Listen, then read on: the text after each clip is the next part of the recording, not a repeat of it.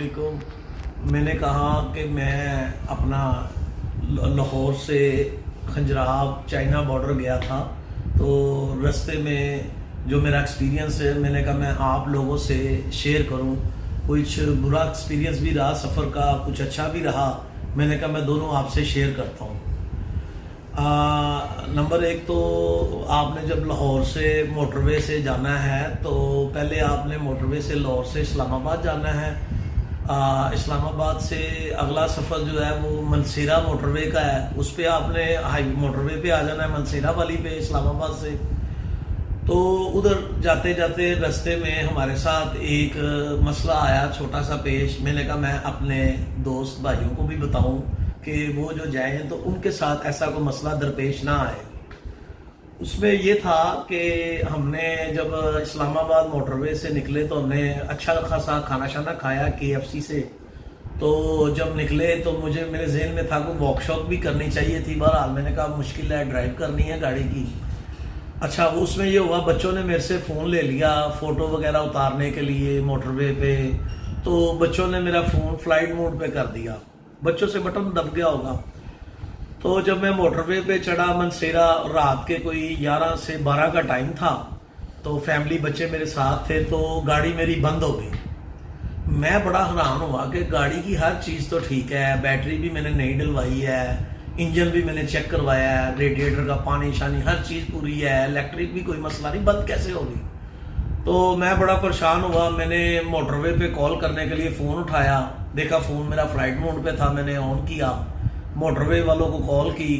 उन्होंने आगे से हमें कहा जी हमें नहीं आपकी लोकेशन आ रही कि आप किस जगह पे फंसे हैं मनसेरा में, आप ये बताएं कि आपके नज़दीक कौन सी जगह है। मैंने कहा जी मैं कैसे बताऊं, इधर तो अंधेरा है, ना कोई लाइट है आपकी गाड़ी के अलावा और पता ही नहीं लग रहा। तो उन्होंने कहा जी आप 1 किलोमीटर पीछे आए, उधर हमारे वो बोर्ड लगे हुए हैं, वो बोर्ड से पढ़ के बताएं कि आप कहाँ खड़े हैं। वो बोर्ड पे नंबरिंग होगी, उस नंबरिंग से हमें पता लगेगा। लो जी, फिर ये किस्सा मुख्तसर मैंने कोई 1 किलोमीटर वॉक की और ढूंढते उनका बोर्ड ढूंढा, उधर से उनको कॉल की और कोई तकरीबन 1 घंटे बाद मोटरवे वाली पुलिस की गाड़ी, वो जो उनकी मैकेनिकल गाड़ी होती है, वो हमारे पास आ गई। अच्छा, उन्होंने आते साथ ही पूछा जी क्या मसला हुआ है। मैंने कहा ये चलती चलती गाड़ी बंद हो गई है, बैटरी भी इसकी नहीं है, हर चीज़ नहीं है, कोई मसला नहीं मुझे लग रहा, गाड़ी भी हमारी ठीक ठाक है। तो उन्होंने चेक करते करते मुझसे पूछा क्या गाड़ी में ट्रैकर लगा हुआ है। फ़ौरन मेरे तोते उड़ गए। मैंने कहा हाँ ट्रैकर लगा हुआ है। तो उन्होंने कहा भाईजान चेक किया आपने जब आप इधर चढ़े हैं मनसेरा मोटरवे पे। मैंने कहा नहीं। तो फिर मुझे याद आया कि मेरी तो गाड़ी का ट्रैकर ऑफ हो गया। फिर मैंने ट्रैकर वालों को कॉल की, उनको झिड़का कि आपने मुझे बताया नहीं, मैं मोटरवे पे आया हूँ, मेरी गाड़ी बंद हो गई है। क्योंकि 1-2 दफ़ा पहले भी हुआ। तो उन्होंने कहा जी इस्लामाबाद तक आप अगर पंजाब की हदूद में गाड़ी लेके जाते हैं तो हम ट्रैकर ऑफ नहीं करते।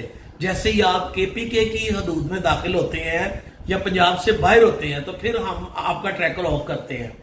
तो मैंने उनको कहा जी आपने मुझे कॉल, उन्होंने कहा जी कॉल की है, आपका नंबर बंद जा रहा था। फिर बाद में मुझे पता लगा कि बच्चों ने तो फ़ोन फ्लाइट मोड पे लगाया हुआ था, जिसकी वजह से मुझे 1 घंटा 1.5 घंटा बड़ी दिक्कत पेश आई मोटरवे पे।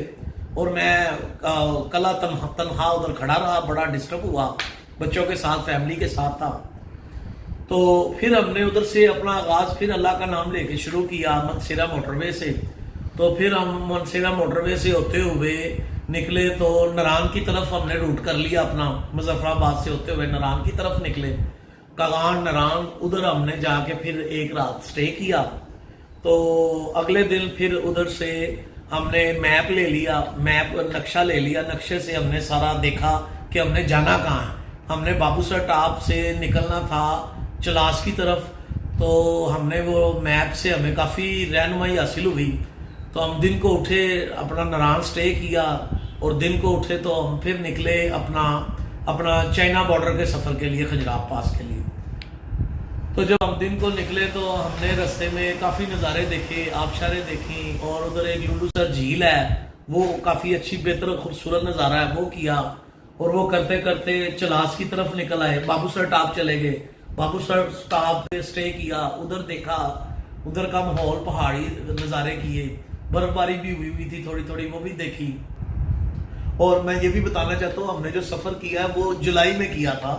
2021 تھا, 2021 کی 10 جولائی تھی جب ہم نے سفر کیا. روڈ بالکل بہترین تھے, روڈ پہ ہم ڈسٹرب نہیں ہوئے. تھوڑا سا نران روڈ ٹوٹا ہوا تھا ادھر بھی, وہ جہاں پہ اپنا وہ ڈیم بن رہا تھا ادھر رستہ تھوڑا سا ہمیں سڑک ٹوٹی ملی ہے اور ٹریفک تھی, اس کے علاوہ رستہ ہمیں کلیئر ملا ہے. تو اس سے آگے خنجراب چائنا اپنا بابو سر ٹاپ تک تو ٹھیک تھا.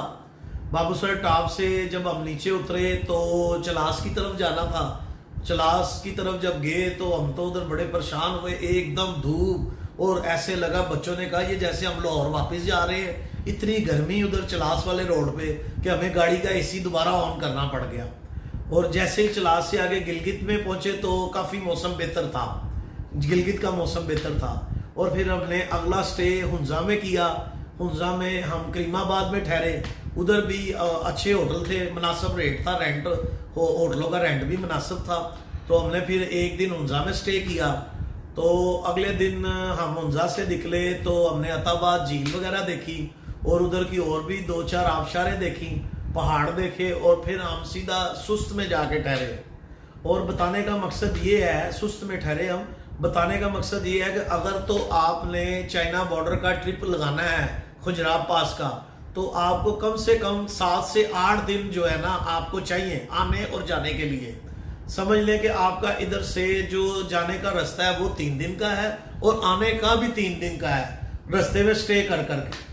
تھا کہ جب آپ چلاس والے روڈ پہ ہوں گے, بابو سر ٹاپ سے نیچے اتریں گے تو آپ کو ادھر کھانے پینے کی کوئی چیز مہیا نہیں ہوگی رستے میں, نہ تو کوئی کنٹین ہے نہ کوئی ہوٹل آئے گا. تو آپ کو چاہیے اگر فیملی آپ کے ساتھ ہے تو آپ کو کھانے پینے کی چیزیں ساتھ, یہ پانی کی بوتل ہو گئی اور جوسیز ہو گئے اور پانی کی بوٹلز وغیرہ, یہ اور ساتھ چپس اور بسکٹ وغیرہ جو بھی آپ رکھ سکتے ہیں کھانے پینے کی چیزیں جو رستے میں خراب نہ ہو وہ لازمی ساتھ رکھیں. کیونکہ رستے میں آپ کو چلاس میں کوئی چیز نہیں ملے گی تب تک آپ گلگت تک آپ کو رستے میں کوئی چیز, کوئی کنٹین, کوئی ہوٹل, کوئی چائے والا سٹال تک نہیں ملے گا. تو اس لیے اس چیز کا آپ خیال کریں اگر آپ بچوں کے ساتھ جا رہے ہیں. اور دوسری میں نے ایک بات بتانی تھی کہ اگر آپ جب خنجراب کی طرف جا رہے ہیں, چائنا بارڈر کی طرف آپ جا رہے ہیں, تو آپ نے گاڑی اپنی پہلے اور دوسرے گیئر میں رکھنی ہے. اگر آپ کے پاس آٹو گاڑی ہے تو وہ D1 اور D2 پہ رکھنی ہے. اس سے یہ ہے کہ اس روڈ پہ آکسیجن کی کمی بھی ہے اور چڑھائی ہے اور آپ کی گاڑی ہیٹ اپ ہونے کا بہت زیادہ خطرہ ہے. تو یہ تو ہمارے جو ایکسپیرینس ہوئے میں نے آپ کے ساتھ شیئر کی ہیں کہ آپ کو کوئی کسی چیز کا مسئلہ نہ آئے تو اپنی بیٹری, اپنے گاڑی کے ٹائر کی ہوا وغیرہ یہ بار بار چیک کریں جہاں پہ بھی جگہ ملے. اور چلاس کے رستے میں آپ کو جب آپ چلاس کراس کریں گے پٹرول پمپ بھی ایک ہی ملے گا, پھر آپ کو تیل جا کے پٹرول گاڑی کا جا کے گلگت یہاں ہنزا میں ملے گا. اس سے پہلے چلاس کے رستے میں آپ کو وہ تقریباً کوئی 2-3 گھنٹے کی ڈرائیو میں کوئی پٹرول پمپ تک نہیں ملے گا. آپ اس چیز کا بھی خیال رکھیں, گاڑی کی ٹینکیاں وغیرہ فل رکھیں پٹرول سے.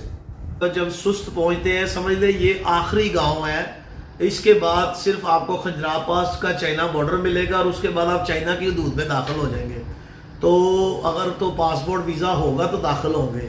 تو میں نے بتانا تھا. پھر ایک رات ہم نے ہنزا کے بعد سست میں سٹے کیا, سست میں رہے. اور سست کے جو ادھر کے لوگ ہیں ہنزا کے بہت اچھے ہیں, ان کا اخلاق بہت اچھا تھا.